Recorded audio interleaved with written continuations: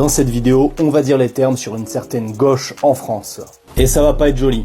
Déjà, c'est assez amusant et il va falloir que vous nous expliquiez comment vous vivez le fait que vos idoles politiques vous renierez sans aucune vergogne si vous croisez aujourd'hui. Par exemple, la gauche woke qui adore Che Guevara. Est-ce que vous saviez qu'ils considéraient l'homosexualité comme un vice et une décadence? D'ailleurs, dans les années 1960, Cuba a déporté des dizaines de milliers d'homosexuels dans des camps pour les rééduquer par le travail. Mais on vous connaît, c'était pas le vrai communisme.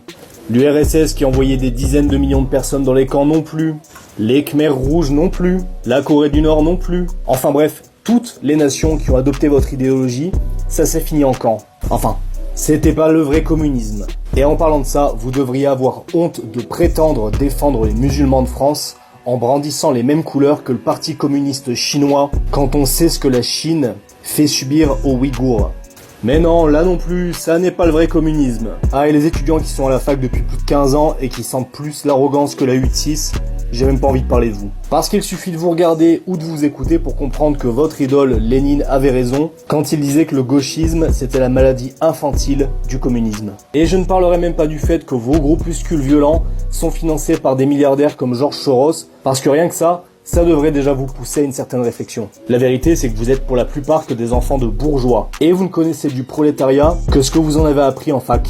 Et oui, je sais, ça vous fait rager, mais les ouvriers ne votent plus pour vous. Les seuls qui votent encore un peu pour vous, c'est les fonctionnaires, les profs et les étudiants. Autrement dit, ceux qui connaissent le moins le monde du travail dans le secteur privé. D'ailleurs, c'est amusant de voir que lorsque vous rentrez en entreprise, vous êtes les plus soumis au patron. Et ça, je le dis d'expérience. Désolé, mais aujourd'hui, vous êtes même plus utile au débat. Vous êtes juste devenu un bruit de fond désagréable dans la vie de ce pays. Agrémenté, il faut le dire, d'une légère odeur de tabac et de 8-6 tiède.